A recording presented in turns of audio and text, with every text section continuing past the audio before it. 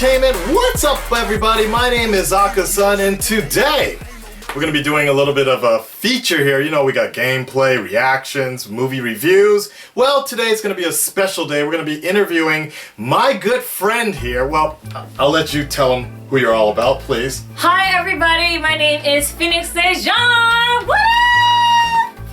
It's about to be crazy up in here today. There are more.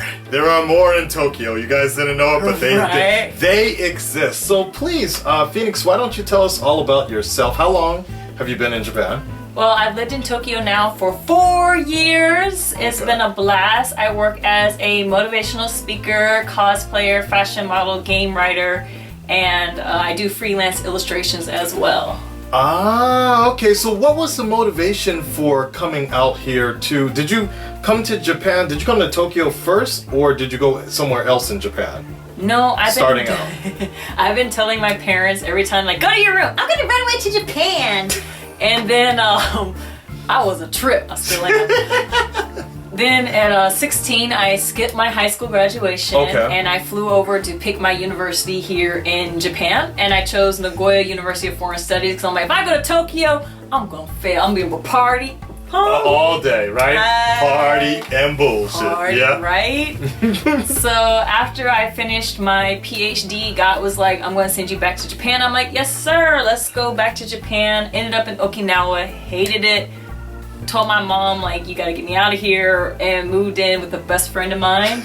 Okay, so what was the problem with Okinawa then? I was staying with my mom's adopted little sister, and she felt like I didn't have a hard enough life. So she had me cleaning her toilets, cleaning up behind her. She left she had a food behind the picture frames and stuff. Okay. And was mad that she had roaches. I'm like, well, if you put food behind the picture frames, you're gonna get roaches, right? Right. Okay. So from that experience, graduating at 22 with a PhD, you're really young, a little bit hot-headed, because I mean, I didn't graduate with a PhD to be cleaning somebody else's toilet, first of all. Right. And well, it's even amazing that you got a PhD at 22. Thank you. Youngest African American to do that. Is that right? Really? Yeah, I am. And like my whole story got skipped over, but that's what I was wondering. I've never heard of this story before. No, so like I got. Even at my graduation, an undergraduate student gave the speech. And I'm like, how does an undergrad give the graduation speech? Right. Because he asked the dean. Even though I had talked to the dean and they knew I was valedictorian, it wasn't announced. Like, it was like, I need to go back to school and get another degree just so they could say my name, valedictorian. I walk across the stage. Like, that's a terrible reason to get another degree. Wow. But I feel like if I hadn't gone through those circumstances, I wouldn't be able to identify with so many people who have had their moments stolen from them. True. And that's what makes me so passionate doing motivational speaker, because no matter what you've done in the past, you can do something even greater in the future. Okay. And having that moment stolen from me, I went into a deep depression. I can imagine. God was good to send me to Japan. Then Auntie was like, you don't know what it is to struggle. I'm like, you don't know what it is to sleep in a closet when you're 14 because your dad threatened to kill you. You don't know what it is to go through those type of circumstances and to go ahead and forgive that same father and be like, hey, you know what? It's water under the bridge. Sounds like a story already right now, the behind the scenes here. But all right, so now from Okinawa you moved to Tokyo and you've been kind of hustling now. So what are you doing besides the motivational speaking? What else are you doing, or what's your forte living in Japan? Well, right now I'm building my career as the world's first motivational cosplayer. It's like, even on my casual day, I'm like, I belong in Mortal Kombat, get my sights out. Right. When the first time I actually met her was at Tokyo Comic Con, and you were doing Harley Quinn, Harley Quinn! You were doing Harley Quinn, but at the same time, I couldn't get Poison from, was that her name? His or her name? From Street Fighter, or was Final Fight. Poison is in Street Fighter versus Capcom. There you go. Yeah, so I couldn't get that out of my mind either. I'm like, okay, it's rocking it there. So, you're doing the motivational cosplaying thing, and who do you think that's for? Is it primarily for Japanese audiences, or is it going to be for people back at home? I think it's actually for everyone in the world, because when I look at my favorite superheroes, Batman, Catwoman, and I get dressed, I put on that outfit, I embody the confidence, the inner strengths that they had. Even when you do the villains, those villains still had a lot of balls and confidence to do the stuff that they did. And when people see those characters and feel that energy and that power, I'm doing this that way people can see you can look up to your favorite cartoon characters and take their confidence and embody it until you make it your own. Fake it till you make it. Yeah! There you go. Now, Phoenix, how about your particular racial background? Because I do have a follow-up question to this. Are you mixed? Are you 100% black? Or is it a mystery? Do you like to keep it a mystery? You know, my ethnicity, even when I did this modeling ad for Black is Beautiful, like the comments like, are you sure she's African American? She looks so Asian. Yo, that girl should be look at her eyes. She got some Asian eyes. And I'm like, oh my God. And then they're like, she's too light to be black. And I'm like, ooh. My mom raised me to be African American. Okay. She raised me to be black. If I look at the gene pool, my great grandmother was full Native American. Oh. My great grandfather on my father's side of the family was actually a Native American chief. Like, that was like crazy to find that in your pool. But then like my dad's mom was half white. Okay. So I'm like, what do you want to count it as? Okay. You know, but in America, my experience has been that people consider me black. Black, well, yeah. And my mom raised me to be black. To be black, right. Because when I'm talking with you and when I met you, I just assumed black. Like myself, mixed. Got a bunch of other stuff going on, but primarily identify yourself as black. Because you're definitely going to be treated as black. Okay? Yeah. The internet can argue all day long about my ethnicity. When the police come, I will be black. Okay? It does remind me of Obama's situation. Like, he might be half white, but he's still being treated like 100% black. But I used to be the president. Yeah, get out the car. Right? So, but the question for that is, do you find, because cosplay has, in many people's mind, has kind of predominantly been related to an Asian sort of activity, a Japanese type of activity. It originated in Japan, but of course it's been adapted in Western cultures, and you see every type of culture, French, German, American, everybody doing some form of cosplay. However, the one that I always have found that tends to get the most slack is when black people cosplay, because generally speaking, a lot of animes and a lot of game characters don't have the skin tone to match what somebody would want to cosplay as. So I do always find it quite interesting to see sometimes the push that a lot of, especially for black women, tend to have to do in order to cosplay. If they want to cosplay as Sailor Moon, or if they want to do any sort of anime-ish type character, it is a little bit harder to be that character because there's more slack you're gonna get from that. Do you have any sort of experiences, or have you had? Do you still have those kind of problems in your profession of cosplaying? Okay, speaking in my personal experience, first, I didn't know I was a cosplayer until somebody was handing me a paycheck for being a cosplayer. Because I grew up literally dressing up as Storm, putting a sheet around and running around the house being like, "Woo!" I mean, I was Storm, you could not tell. Holly Berry, I will be your protege in the future because you've done the roles that I want in life. But in all honesty, I was shopping in Akihabara and a girl from Brazil stopped me and asked me, "Are you a cosplayer?" And I stopped and thought about it like, well, I'm getting paid to go to America for the... Yes, I am a cosplayer. And then she asked me, and she was shaking and everything just changed. And she was looking at the ground and she just, "How do you feel about cosplaying even though you're dark skinned?" Right. And the way her hand was clenched and shaking. She was nervous. She has gone through something that has made her feel so hurt. Right. And as I sat there in that moment, I'm like, what do you mean because I'm dark skinned? Like, this had never crossed my mind, because when we cosplay a character, we're doing this because we love this character. We enjoy this character. We want to be this character. Right. It has nothing to do with my skin tone. My skin tone is not a costume. It's not something that I'm going to wash or paint on and take off at the end of the day. This character could be any different tone. They could be purple, yellow, blue, green. What we like about this character is not their ethnicity. Most of them have like made up ethnicities anyway. That is very true. This character, we like them for who they are and what they represent. And when cosplay first started, first of all, it's not a Japanese concept. It came from America. Oh, is that so? Japan is good at taking something and selling it back to Is that so? Well, I guess the costume. first cosplayers, Okay. I can't remember the exact year, but it was at one of the world fairs. And a man and his wife, they still cosplay today. Actually, I have this on my Facebook. I have to pull it up. But they were the first cosplayers, and they cosplayed together, husband and wife. And they were the first original people dressing up in costumes. Then you had a news reporter who came over to America, saw them doing this, and coined the term cosplay. It came from the word costume play. So they took off costume. We're like, cosplay, hey, we got it. Let's do this. So you have this idea that people are like, oh, this is like an Asian thing, and it's not. Like, do your research. Come on, we got Google. And one of the things that I work really hard with is telling people you can cosplay any and anyone. Be any and anything. You don't need to paint your skin to do a cosplay. There is no excuse for blackface in cosplay.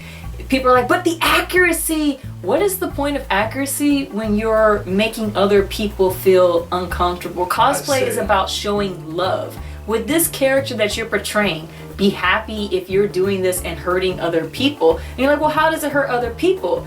Because I don't have the luxury to go home and paint, like bleach. I could bleach my skin, I don't want to, but I don't have the luxury to go and just become white today or white whenever I feel like it. Japanese right now, the police show up, I'm now Japanese, like we good. No, you can't do that. That's why the idea of painting your skin to be this character is so offensive, and people are like, well, in Japan and Korea they don't have this type of racism. Yes, they do. The problem is that blackface and minstrel shows were some of the first types of entertainment that the US brought to these countries. So you have long-standing history. Did you know the black minstrel show just stopped last year here in Japan? Yeah.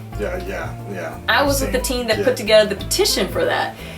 That's the type of problem that's still going on. And with cosplay, if we want to say we're nerds, we're geeks, don't judge us, then why are we going to do things that are hurting our already small community? But I'll challenge you on that a little bit, only because of the fact that last year Suicide Squad came out, and there was a huge gathering at Toho, and a bunch of there were 1,000 Harley Quinns coming together, Jokers. There were a bunch of different characters. However, there was this one Japanese woman who got the afro, and she did the Amanda Waller, and she had like this she put darkened makeup on to really give herself the complexion of Amanda Waller.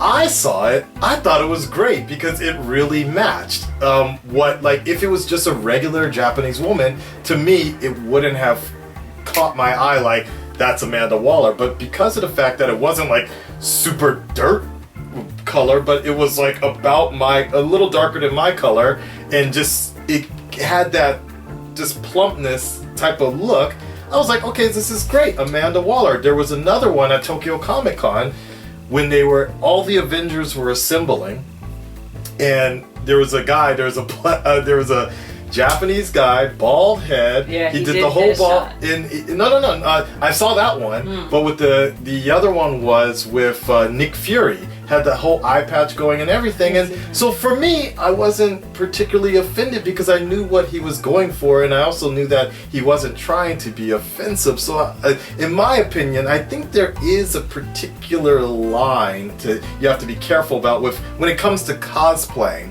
Like if you're like, for example, if you see a woman parroting Rihanna or something and she does the blackface, I would say that would be. No, you don't need to do that because nobody's asking of you to dress up and do the skin color situation. But I think with cosplay, but the same thing what you just said, nobody's asking you to dress up and do the skin color.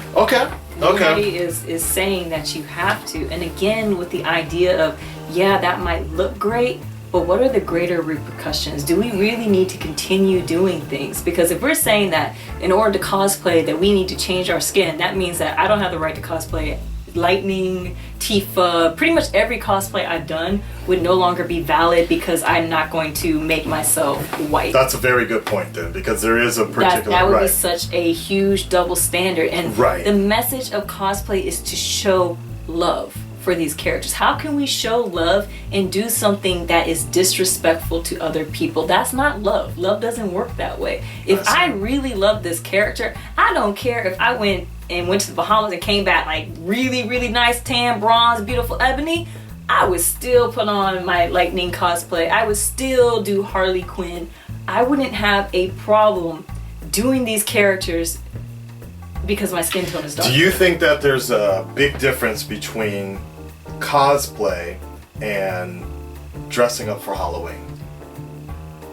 Oh my god, Halloween. Halloween for some people is an excuse to wear the most racist stuff. So that's what I'm just kind of wondering. And the thing with cosplay is that we don't want cosplay to become like Halloween. Because Halloween is an excuse to wear the shortest, skimpiest outfits. You can put on the most racist, like seriously, dude had a KKK costume, and I'm like, yeah. I'm done.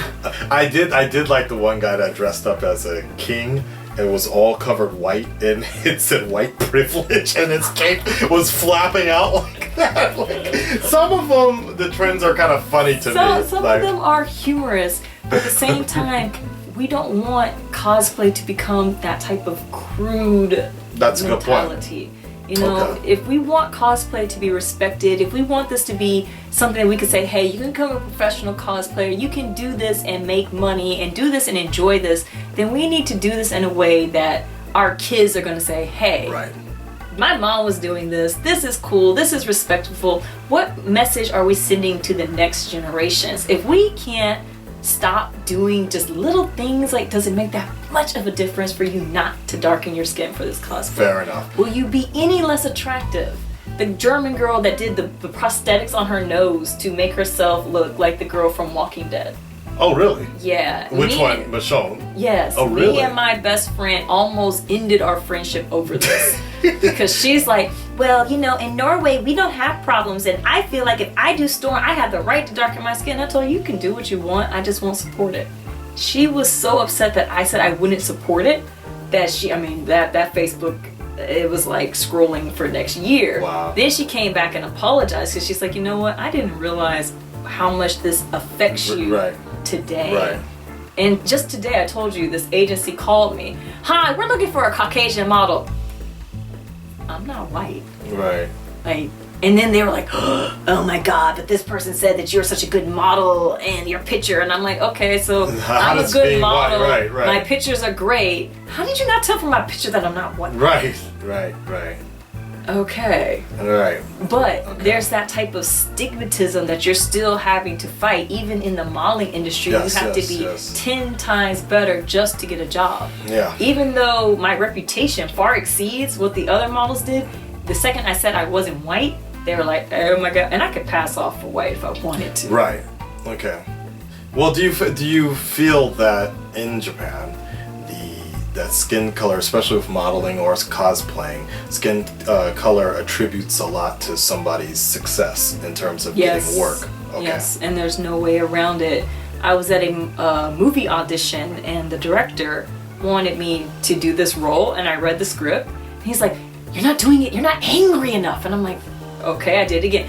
You just don't sound angry. And he wanted me to be the mad black woman. Mad black woman. But the script I was reading, it didn't even make sense to be like mad. Right. And even if I tried to be as angry as possible, what he envisioned as mad was like probably somebody really popping off, like I'm about to pull my hair, take the earrings out, girl, hold my wig, okay? Would you say race awareness, though, these issues, would you say this awareness has become a bigger issue? Or Japanese people and the Japanese entertainment industry has become more aware of it over the years? I don't think they've never been unaware of it. Okay. I think when you have casting roles, and when I first started modeling in Japan, a few of my agents are like, I'm so sorry. They said you were too pretty to play black role. Too pretty to play the black role. A black role, wow. And that same movie director, after I finished, he took one of my pictures from when I lived in Florida. I went swimming every day. So I had the beautiful tan. He took it and put it up to my face and then asked, did they paint your skin? And oh my God, my blood boiled. I mean, I was so mad. My agent is like, oh my God. Right. Like, if she slaps you, I'm just gonna look the other way. And I just turned to him and I said, no. I used to go swimming every day. And I just walked out. And he was still talking. I just walked out the audition. And she's like, oh, you can't walk away and not say thank you because you always have to thank them for wasting my time. Right, true. And then we did talk about it earlier off camera, the whole touching situation as well. Yeah, the touching situation where people just casually, they just think it's okay to just grab a handful of hair because... And they'll go down into your scalp too. Yeah. That is the nastiest feeling you can have is when somebody digs their nails. And not only that, they can scratch your scalp, which won't feel good. I've never had the scalp scratching, but that is crazy. Well, this girl wanted to see if my hair was a wig or not. And she literally took my hair, flipped it up, and was like... I'm like, are you trying to give me a messed up head massage? And then, tell your future or something like that? And I'm just like, Jesus, just don't get angry. Yeah. And she's like, oh, can I touch your hair? I like how she asked me in process. Right. Of doing it, and that happens a lot actually. And I'm just like, no, could you please stop? She's like, okay, just a few more. And I'm like, just a few. Yeah. Lady, come on, like, this is not a petting zoo. Okay, briefly then, relationship-wise, because I do talk about this a lot with people living here in Japan, men. How about from the female perspective, what has dating been like here in Japan? I refuse to commit to anybody. Okay, so is that a good thing or a bad thing? In my personal opinion, has it been more difficult? I mean, I could have a different date every day of the week. Okay, which is good. And that's a good thing.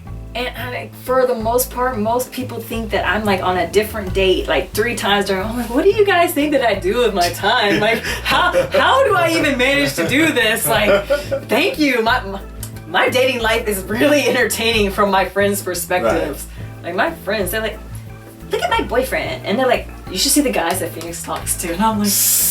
Can I just leave the dinner table? Like, why are we even having this conversation? About you, right. And a lot of it is that as long as you're attractive, no matter where you go, people are going to be interested in you. Exotic. So you would say wouldn't necessarily be working but you have the exotic thing going for you out here.